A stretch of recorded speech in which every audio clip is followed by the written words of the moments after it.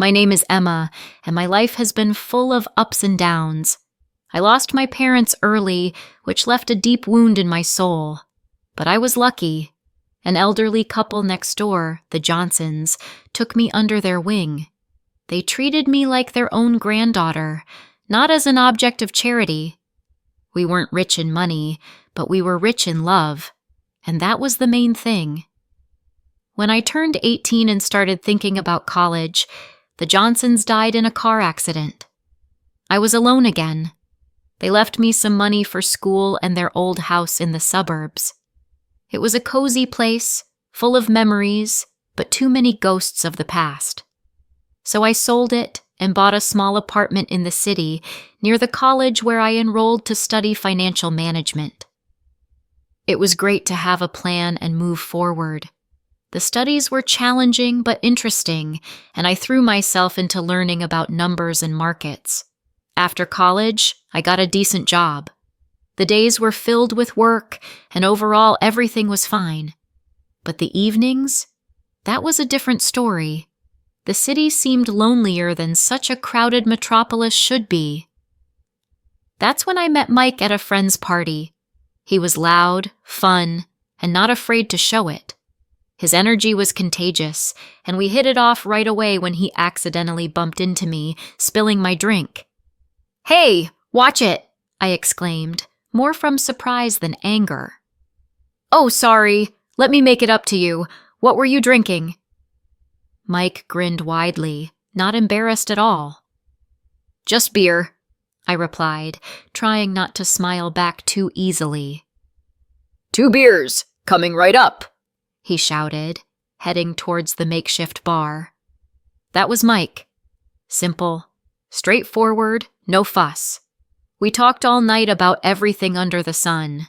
It turned out we both loved old movies and hated sushi. He was easy to talk to, and by the end of the party, I didn't want to say goodbye. A year later, he proposed. No dramatic gestures, just the two of us and a ring he clumsily pulled out of his pocket while we were watching TV. "Marry me," he said, gripping the ring so tightly I thought he might crush it. I laughed. I actually laughed. Not because it was funny, but because it was so typical of us, so perfectly imperfect. "Yes, of course, you big goof," I replied, still laughing. The wedding didn't change much at first. We remained the same, just legally bound now, which felt right. We settled into my small city apartment, still close to the hustle and bustle, but now I had someone to share the quiet moments with. Life felt full, and for the first time in a long while, the evenings no longer felt so empty. Married life brought comfort, but fate doesn't let you enjoy peace for too long without throwing in a few surprises. Mike's parents, Mr. and Mrs. Foster, were wonderful people. They lived in a cozy country house and welcomed me with open arms from the start. I could see where Mike got his easygoing nature. Their warmth was a balm for my wounded heart, still missing my own family. "We're so glad you're part of our family now," Mrs. Foster would often say, squeezing my hand with a kindness that was both uplifting and a bit overwhelming. "Thank you. I really appreciate how warmly you've welcomed me," I would reply, feeling genuinely grateful. Visits to them became our weekly ritual. These days were filled with backyard barbecues and long conversations over cups of hot coffee. Life was good, simple, and honest, until everything changed. Mike was sent on a long business trip, a whole year away from home. It was a fantastic opportunity for his career, but the timing was terrible. No sooner had Mike left than Mr. and Mrs. Foster's health took a sharp decline. It all happened so fast, and Mrs. Foster, bless her heart, seemed almost crazed with worry when she called me. "Emma, I hate to ask this, but I really need your help. Mr. Foster is very ill." Her voice trembled with unshed tears. Without a second thought, I packed a bag and headed to the suburbs. Seeing Mr. and Mrs. Foster so fragile was a shock. He had always been a pillar, strong and reliable. Now he looked shrunken, tethered to life by a maze of medical tubes. I easily fell into the rhythm of their household, taking over the cooking and cleaning while Mrs. Foster focused on caring for her husband. In the evenings, I would sit by Mr. Foster's bedside, reading aloud his favorite classics. His eyes would often close long before I finished a chapter. "Thank you, Emma," he would whisper on good days, his voice just a shadow of his former robust tone. "It's my pleasure. Really," I would reply, squeezing his hand, trying to convey comfort through a simple touch. One afternoon, Mrs. Foster sat down at the kitchen table while I was chopping vegetables for dinner. She looked older than her years. "Emma, I don't know how to say this, but we're in a bit of a bind," she began nervously, wringing her hands. "Mr. Foster was the main breadwinner, you see, and now with him in this condition." I put down the knife, giving her my full attention. "We're struggling, dear.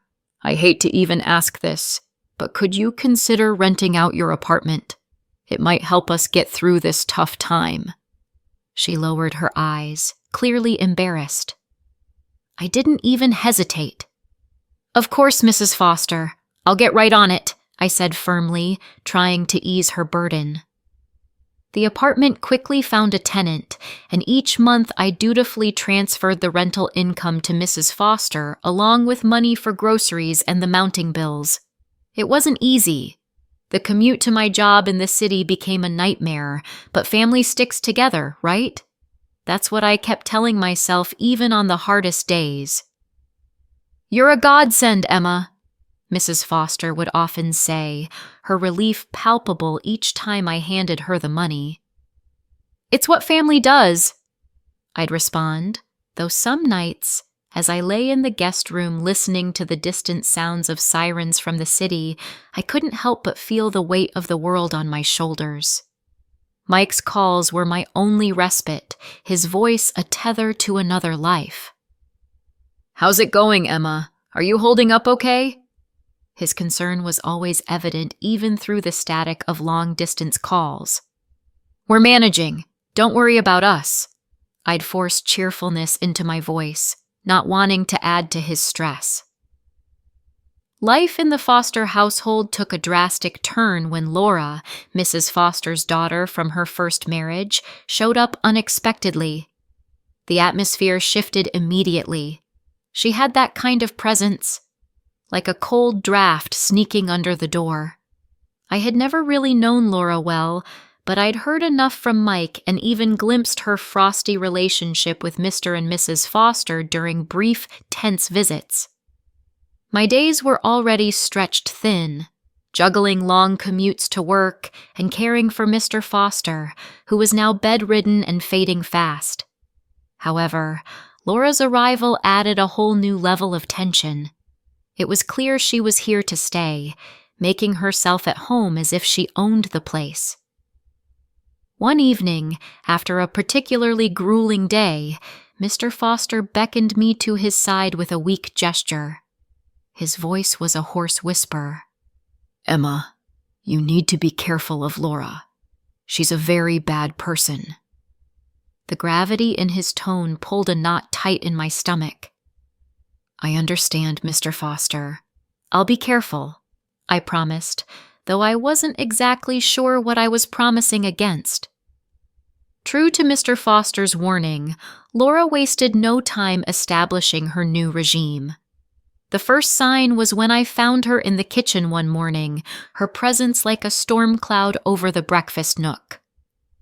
"Just so we're clear, I'm not here to play maid or chef for anyone," she declared, her tone sharp as she sipped her coffee, eyeing me like I was an intruder in her mother's kitchen. I was taken aback, but managed to keep my cool. "Okay, Laura, I've been handling things so far, and I can keep at it," I said, trying to keep the peace. "Good, Because I don't plan on lifting a finger. This is Mom's house after all, she snapped back, her eyes daring me to challenge her. From that day on, Laura made sure her presence was felt, and not in a good way. She'd order takeout just for herself and her mother, leaving their empty boxes on the table for me to clean up. Her disdain wasn't subtle, and it stung, but I swallowed the bitterness because Mr. and Mrs. Foster needed peace. "Emma, why don't you sit and eat with us tonight?" Mrs. Foster asked one evening, a rare moment of old warmth in her voice. Before I could respond, Laura cut in sharply. "Mom, Emma's been busy all day. She probably prefers eating later." Her words were coated with fake concern, but the message was clear. I wasn't welcome. The days grew heavier, my chores doubling. Laura's self-importance filled every corner of the house. I'd hear her whispering with her mother at night, turning her against me with poisonous words. Mrs. Foster, once so kind and understanding, started to change too. Her looks grew colder, her thank yous fewer. A couple of weeks later, Mr. Foster passed away. The funeral was a solemn affair, with Mike flying in just in time to say his goodbyes. It was the first time in months we were together, and the relief of having him by my side was palpable. Yet amidst the mourning, I noticed the air had shifted significantly at the Foster residence. Laura was on her best behavior, treating everyone with forced politeness. "How's everything been while I've been gone?" Mike asked me quietly during a brief moment we had alone after the service. "Fine, everything's been fine," I lied, forcing a smile. I didn't want to burden him further. His grief was enough to handle. "You sure? You look a bit worn out," he pressed, his brow furrowed with concern. "It's just been busy, helping out around here," I reassured him, avoiding his gaze. It wasn't the time to delve into the mess that was brewing beneath the surface. As soon as Mike left, Laura dropped her act. The mask of the dutiful sister was gone, replaced by the sneering, dismissive attitude I'd grown accustomed to. The dynamic in the house shifted drastically. Mrs. Foster, perhaps in her own throbbing grief, became distant and cold towards me. Commands replaced conversations, and I felt more like an intruder than a family member. Laura took over the household like she was the lady of the manor. Her reign was marked by disregard for anyone's feelings but her own. She started barging into my room without knocking, rummaging through my things as though searching for buried treasure.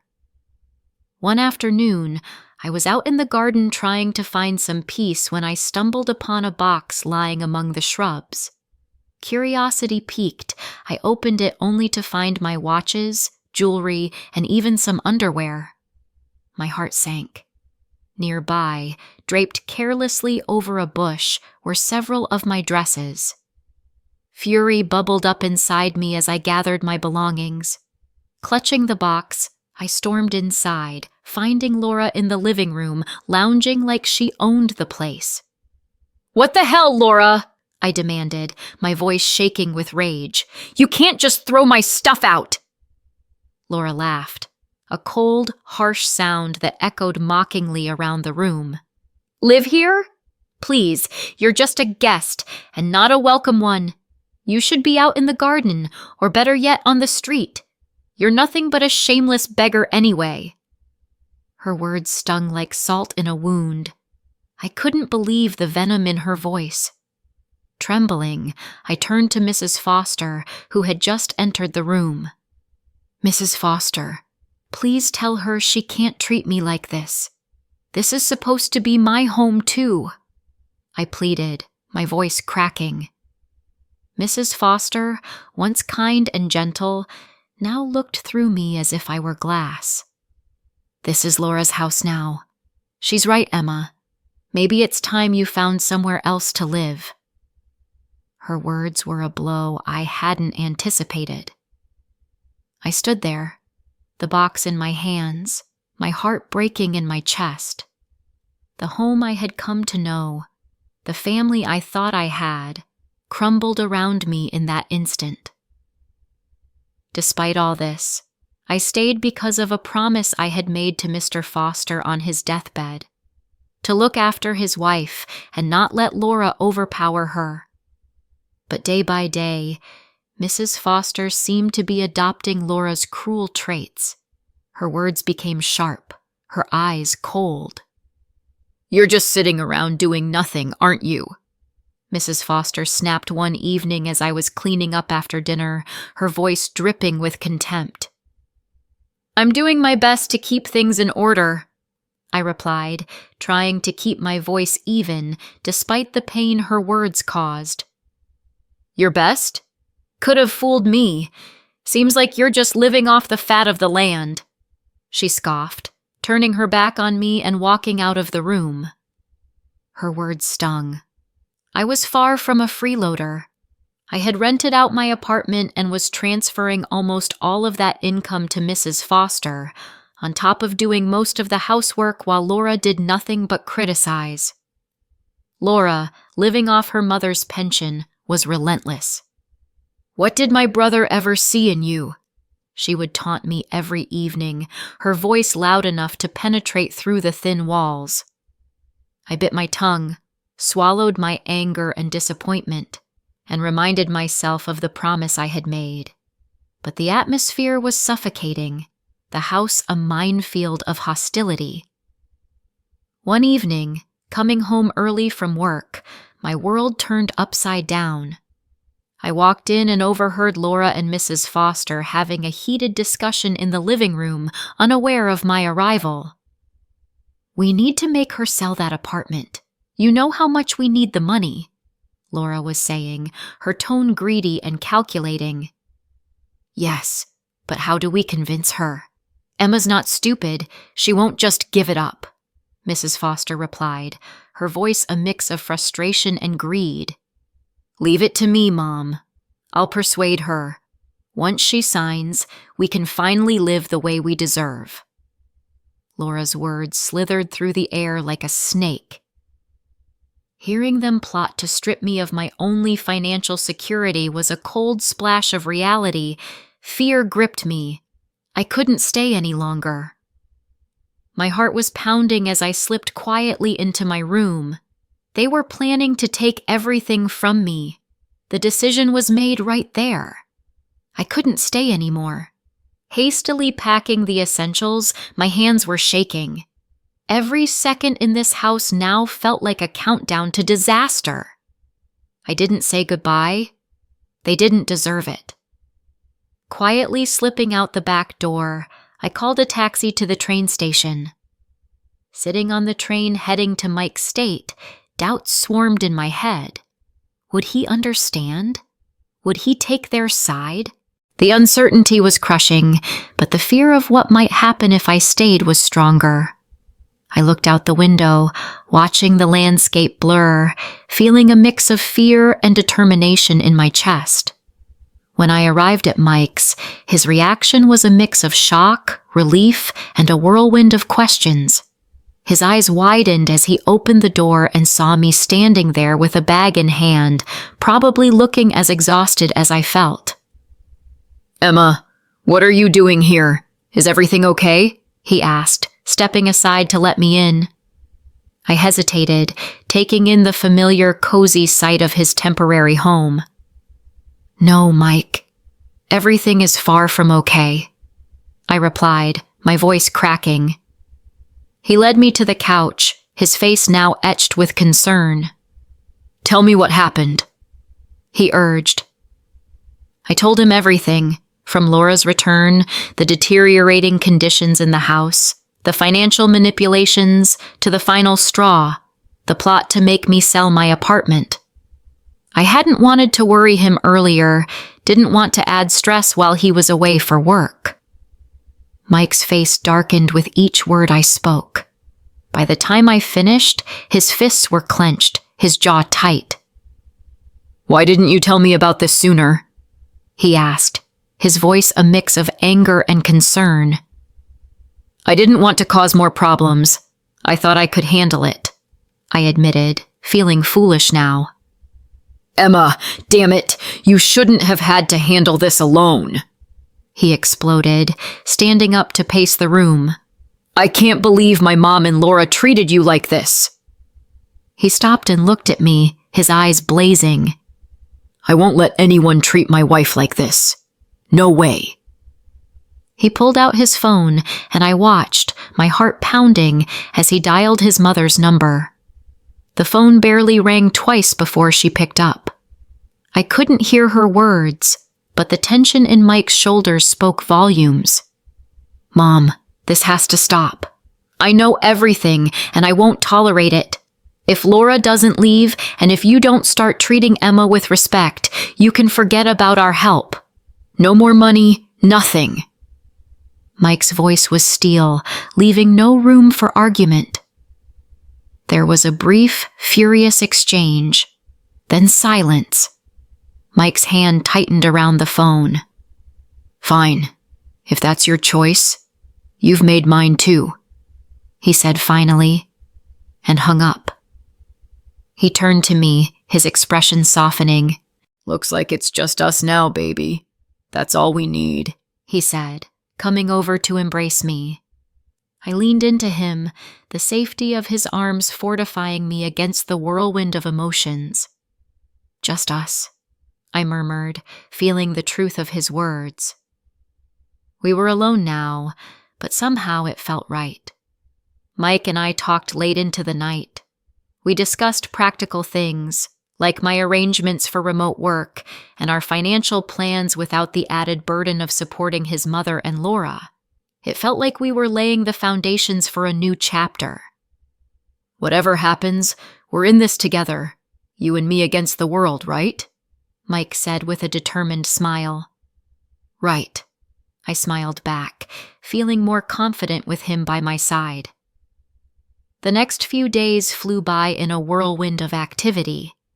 I contacted my work to arrange for remote work, which they fortunately agreed to. Mike helped me move my things from storage and set up a home office in the corner of his living room. It wasn't perfect, but it was ours, and there was peace here. A week into our newfound world of peace, I was jolted by a call that almost felt like a ghost from a past life. It was Mrs. Foster, her voice once sweet to me, now dripping with a mix of desperation and entitlement. "Emma, why haven't I received the money for this month? You know we depend on it," she demanded immediately. I was stunned for a moment. Her audacity was incredible. "I'm sorry, but after everything that happened, do you really expect me to keep supporting you?" I asked, my tone more incredulous than angry. In the background, I could hear Laura's shrill, angry voice. "She's just an ungrateful girl, Mom. Make her transfer the money." Taking a deep breath to calm my rising anger, I remembered the poisonous words they had thrown at me, words that had cut deep. "Mrs. Foster, Laura called me a shameless beggar, remember? I won't be sending money to people who treat me like trash. I'm done." There was a pause on the other end, and I could almost picture Mrs. Foster's shocked face. "But we're family," she finally said, her voice a mix of anger and pleading. "No, family doesn't treat each other like this. Goodbye, Mrs. Foster," I said firmly, and hung up before she could respond. The call shook me, but Mike was there, his support unwavering. "You did the right thing, Emma. It's time they learned to stand on their own feet," he reassured me, wrapping an arm around my shoulders. Soon after we returned to our hometown, we had another surprise. I was pregnant. The news brought a joy we hadn't expected, and suddenly the future seemed full of possibilities. We decided it was time to sell my apartment and buy a small house in the suburbs, a place near a good school where our child could grow up. As we were planning the move, another call came through, again from Mrs. Foster. This time her tone was different, almost pitiful, desperate. "Emma, I made a mistake. Laura made me sell the house, took the money, and left me with nothing. Can I come live with you and Mike?" Her voice trembled, pleading. This request caught me off guard. After everything that had happened, it was a test of my resolve. "Mrs. Foster, you chose this path when you sided with Laura against us. You could have chosen differently," I said, my voice firm despite my inner turmoil. I know. I made mistakes. But you have a kind heart. Can't you forgive an old woman for her wrong choices?" she begged. I sighed, feeling a pang of pity, but remembering the pain her choices had caused. "I forgave you long ago, but that doesn't mean I can let you back into my life. You need to live with the consequences of your actions, as I had to," I replied and ended the call. Then, with a decisive press, I blocked her number. We continued with our plans, buying a cozy house with a small garden where our child could play. It was a lazy Sunday morning, lingering over coffee and the newspaper. I was flipping through the pages when a headline caught my eye. "Local woman arrested in major fraud scheme." There, staring back at me from the page, was Laura in handcuffs, looking defeated. I couldn't help but feel a mix of shock and, I admit, a small satisfaction wash over me. "Look at this, Mike," I called, lifting the paper for him to see. "It's Laura. She's been arrested for fraud." Mike took the paper, scanning the article with a serious expression. "Wow. Can't say I'm surprised, but still, it explains a lot." "Yes, it does. But she made her choices, and now she's facing the consequences," I replied, feeling a closure I hadn't realized I needed. News eventually reached us through friends that Mrs. Foster was living in a tiny apartment, working 2 jobs to make ends meet. Her pension wasn't enough to cover living expenses and pay off the debt Laura had left behind. "Have you heard about your mom?" One of Mike's friends, Matt, brought up one evening when they were over for a backyard barbecue. "Yeah, I've heard," Mike replied, flipping burgers on the grill. His voice held a trace of sadness, but was tempered with resolution. "She made her choices, Matt. It's tough, but it is what it is." Matt nodded, understanding the unspoken boundaries. "You're right, buddy. Just thought you should know." The conversation shifted after that, the evening air filled with lighter topics of sports and work. Life was moving on, and so were we. The joy of our new life truly crystallized when Mia came into the world. Becoming parents changed everything. Our priorities, our dreams, and even healed some old wounds, filling them with new love. "Can you believe she's ours?" I whispered to Mike one night as we watched Mia sleep peacefully in her crib. "She's perfect, Emma. Just perfect," Mike murmured back, his voice thick with emotion. We spent our days marveling at each of Mia's little achievements. Every smile, every giggle. She was our little miracle, and with her, the hardships of the past seemed to recede, making room for new memories, better ones. Each day was simple but filled with little moments of joy that stitched together the tapestry of a happy family life. Looking at Mike playing with Mia on our living room floor, I felt a wave of gratitude wash over me. We had been through a lot, but here, in this moment, I knew we had found our true home, in each other and in our little family.